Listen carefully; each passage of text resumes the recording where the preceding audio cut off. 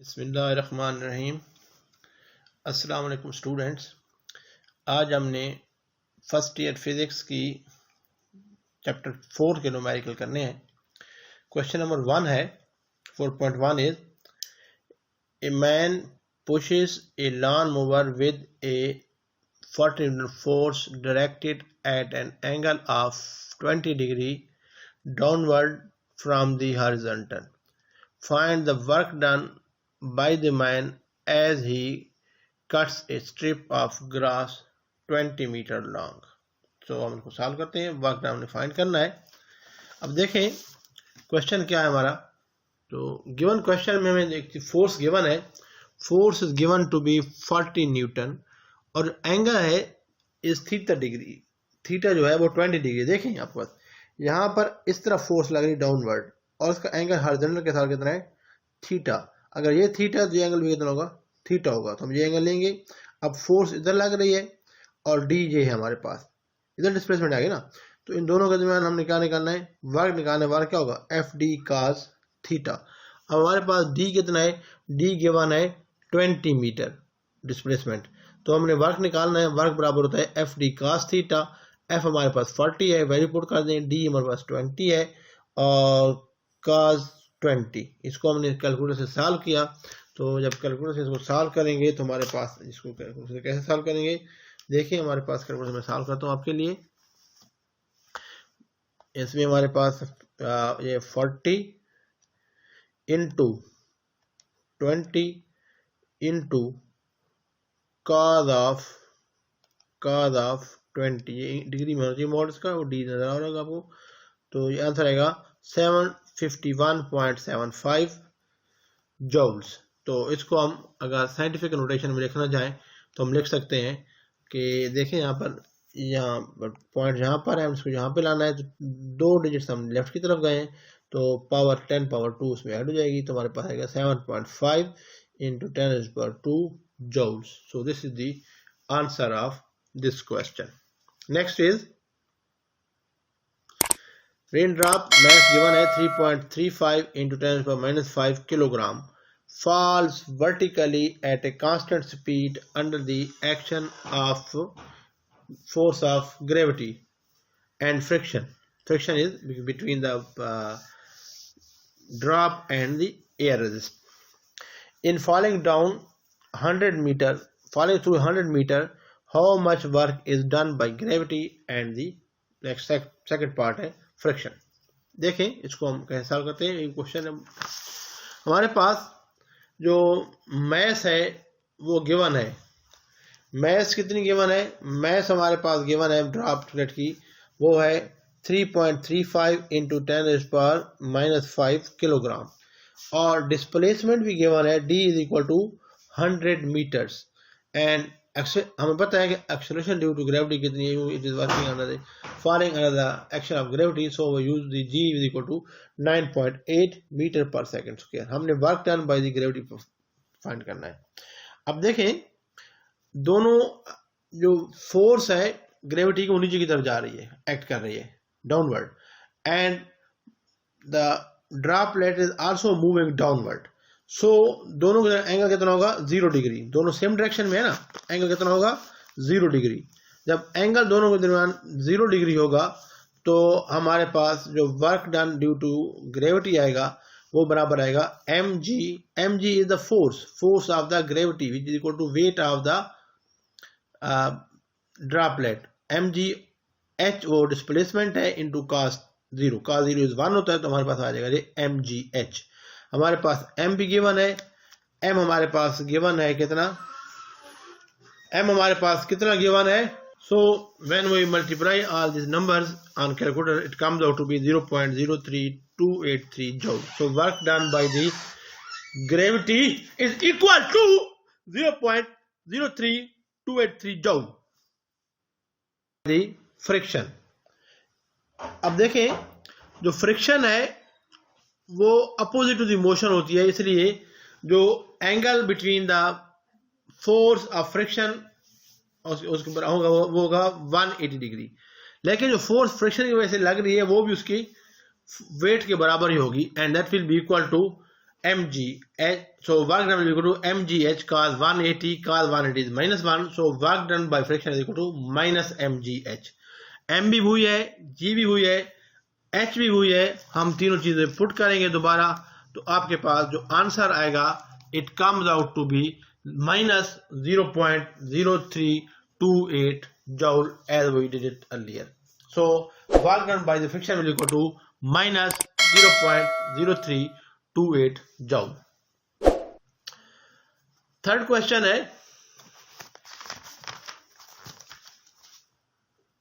Question है 10 bricks each of thickness thickness 6 centimeter and mass 1.5 kilogram lies flat on a table. How much work is required to stack them on one on the top of the other? वही question है work done due to gravity वाला, which is equal to mgh होता है. तो इसको हम कैसे करते हैं देखते हैं. ईंटें हैं, हर एक की थिकनेस जो है वो 6 सेंटीमीटर है. ये देखें 6 सेंटीमीटर हर एक की थिकनेस है और मैस जो है वो 1.5 kg है. इनको हमने एक दूसरे के ऊपर रखना है इस तरह. तो ये पहली पड़ी देखिए ना, फर्स्ट सब एक ही जगह पड़ी है, फ्लैट पड़ी है मुख्तलिफ जगहों पे. उन पे पहली ईंट तो नहीं उठानी पड़ेगी ना, एक तो वहीं पर पड़ी है, दूसरी उसके ऊपर रखेंगे, फिर तीसरी रखेंगे, फिर चौथी, फिर पांचवी, छठी, सातवीं, आठवीं, नौवीं, 10वीं, सब इस तरह. अब हर के लिए जो वर्क करना पड़ेगा that will be equal to its potential energy mgh. अब पहली तो मौजूद है, उसको हम छोड़ दें. जब हम दूसरी रखेंगे इसके ऊपर, यहाँ पर उठा के फर्ज करें, यहाँ से उठा के इसके ऊपर यहाँ पर रखेंगे, तो कितना हमने यहाँ से लेके गए ना, तो इसके ऊपर कितना हमने हाइट कितनी है 0.6 सेंटीमीटर और वर्क कितना हो जाएगा mg इंटू h कितना होगा 0.6 डिवाइड बाई 100 बिका 100 मीटर में कन्वर्ट करेंगे तो 6 डिवाइड बाई 100 0.06. इस तरह जब दूसरी रखेंगे तो वो अब 2 हो जाएंगी, तो 2 की जगह 6 + 6 12 हो जाएगी. 12 डिवाइड बाई 100 0.12, तो उसके लिए हाइट कितनी बन जाएगी 0.12. जब चौथी रखेंगे तो उसके लिए हाइट कितनी बन जाएगी 0.18. 6 + 6 12 + 6 18. फोर्थ के लिए फिफ्थ के लिए ये 4 बन जाएंगी तो 0.24 हो जाएगी. जब 6 रखेंगे तो 0.30. जब 7 रखेंगे 0.36. जब 8 रखेंगे 0.42. जब 8 रखेंगे 0.48 और जब 9 रखेंगे 10th रखेंगे तो 0.54. तो ये सारे वर्क डन आपस में क्या हो जाएंगे, ऐड हो जाएंगे. ऐड करने का तरीका क्या है कि आप उन सब के साथ mg तो है, यानी 1.5 इंटू 9.8 है, ये हम कॉमन ले लेंगे तो अंदर क्या आ जाएगा, अंदर आएगा 0.06 plus 0.12 plus 0.18 plus 0.24 plus 0.30 plus 0.36 plus 0.42 plus 0.48 plus 0.54. अब इन सब पे 0.06 का कॉमन लें तो जिस यहाँ से 1 आ जाएगा, या 1 2 था, 3 था, 4 था, तो अब आ जाएगा 1.5 इंटू 9.8 इंटू 0.06 इंटू 1 + 2 + 3 + 4 + 5 + 6 + 7 + 8 + 9 तक जाएंगे, तो 10 से पहले मौजूद है.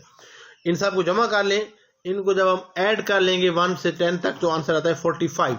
तो हमारे पास आ जाएगा आंसर 1.5 इंटू 9.8 इंटू 0.06 इंटू 45. तो इसको जब मल्टीप्लाई करेंगे कैलकुलेटर से हम, तो मैं कहता हूँ आपके लिए क्या आता है आंसर. देखें 1.5 इंटू 9.8 इंटू 0.06 इंटू 45. तो आपके पास जो आंसर आता है, answer comes out to be 39.69 joule, which can be rounded off to 40 joule. So answer will be equal to 40 joule. So 40 joule work minimum is required to stack them one on the other. 4.4 है, a car of mass 800 kilogram traveling at 54 km/h is brought to rest in 60 meter from average. Find the average retarding force on the car. What happens to the original kinetic energy? अब देखें गाड़ी move कर रही है, उसमें kinetic energy होगी, जब रुक गई है तो kinetic energy 0 हो गई है, तो वो किधर गई है. एक्चुअली वो kinetic energy यूज हो जाती है जो ब्रेक्स लगाती हैं गाड़ी उसके अगेंस्ट वर्क करने में, यानी हीट और साउंड जो पैदा होती है उसमें कन्वर्ट हो जाती है। मैस ऑफ कार गिवन है हमें 800 किलोग्राम, इनिशियल स्पीड जो है वो 54 किलोमीटर पर आवर है। इसको मीटर पर सेकंड में कन्वर्ट करेंगे, 1000 से मल्टीप्लाई करेंगे, 3600 डिवाइड करेंगे, सिंपलीफाई करेंगे तो हमारे पास आंसर आएगा 15 मीटर पर सेकंड। किस तरह, ये 6 6 36, 6 9 54, फिर क्या करेंगे 2 5 10, 2 3 6, फिर 3 1 3 3 तो 3 5 15 हो जाएगा, 15 मीटर पर सेकंड। VF जो है फाइनल स्पीड कितनी है, वो 0 मीटर पर सेकंड, लेकिन रुक गई गाड़ी और डिस्प्लेसमेंट रिकवर हुआ इस दौरान वो 60 मीटर। इस दौरान हम रिटार्डेशन अगर फाइंड कर ले तो उसको F से मल्टीप्लाई कर दे तो आपके पास M से मल्टीप्लाई कर दे, आपके पास क्या आ जाएगी, रिटार्डिंग फोर्स आ जाएगी। तो दूसरा तरीका भी हो सकता है कि हम इसकी शुरू की कैनेटिक एनर्जी निकालें और कैनेटिक एनर्जी को फिर वहाँ से हम इक्वल टू वर्क डन कर लें और वहाँ से फोर्स निकाल लें। तरीका वही है, जिस तरह भी आप कर लें आंसर सेम आएगा। तो देखें क्वेश्चन मोशन हमारे पास होती है 2AS is equal to VF square minus VA square. Now S जो है वो D बराबर होता है, ये 60 है, ये हमने फाइंड करना है, और VF स्क्वायर, VF 0 है, इनिशियल स्पीड क्या थी 15, तो आपके पास आ जाएगा 2 × 60 is 120, 120A is equal to minus आ जाएगा, 0 माइनस में आएगा, 15 स्क्वायर इज 225। तो हमने यहाँ से A निकाल सकते हैं, A आपके पास आ जाएगा 225 ओवर 120, तो A is equal to minus 15, 15 225 होता है, 15 8 120 होता है, तो आएगा minus 15 over 8 metre per second square. ये हमारे पास रिटार्डेशन आ जाएगी। So average retarding force will be equal to F is equal to MA। तो ये हमारे पास आ जाएगा, M हमें गिवन है 800 इंटू रिटार्डेशन हमें माइनस 15 ओवर 8 आएगा, 8 वाला टेबल 800 पे 100 टाइम आ जाएगा, तो मल्टीप्लाई करेंगे तो आपके पास आ जाएगा 1500 न्यूटन। जो नेगेटिव साइन है, negative shows the retardation, and question is what happens to the kinetic energy, so it is has been converted into sound and heat। so अब लिखेंगे it has been converted into sound and heat, that's it। 1,000 kilogram automobile at the top of inclined 100 meter long and 10 meter high is released and rolls down the hill. What is its speed at the bottom of the inclined plane if the average retarding force due to friction is 480 Newton? It is the retarding force due to friction। तो इसको solve करते हैं, देखते हैं कैसे solve. हाँ जी, mess given है हमें 1000 किलोग्राम, फ्रिक्शन जो है वो 480 न्यूटन है, और ये हमारे पास इंक्लाइंड प्लेन है, इसकी हाइट जो है वो 10 मीटर है और ये लेंथ है 100 मीटर है। पहला हमने work done against the friction निकालते हैं। जब यहाँ से रोल डाउन करेगा तो इसकी मूवमेंट इधर होगी, फ्रिक्शन अपोजिट होगी, तो दोनों का एंगल कितना होगा 180। तो work done by the friction will be equal to MD FD cos of 180। अब इसको हम सॉल्व करते हैं। जो रिटार्डिंग फोर्स है फ्रिक्शन की वो गिवन है हमें, वो कितनी है, गिवन है 480 इंटू 100 इसका डिस्प्लेसमेंट है, और cos 180 अभी मैंने क्या बताया आपको होगा। तो इसको सॉल्व करेंगे, ये बन जाएगा cos 180 -1, so this work done will be equal to by the friction will be equal to minus 480 100 joule और 48,000 joule. Similarly at the top जो उसकी इंक्लाइंड प्लेन है, यानी यहाँ पर इस तरह इंक्लाइंड प्लेन है, यहाँ पर एट द टाइप ये है इंक्लाइंड प्लेन, यहाँ पर इसकी जो अब एट रेस्ट है शुरू में, तो यहाँ पर की तमाम energy possessed by it will be it's potential energy, और वो किस बराबर होगी mgh की, और h हमें गिवन है, m भी गिवन है, g हमें पता है, तो उसको सॉल्व करते हैं हम।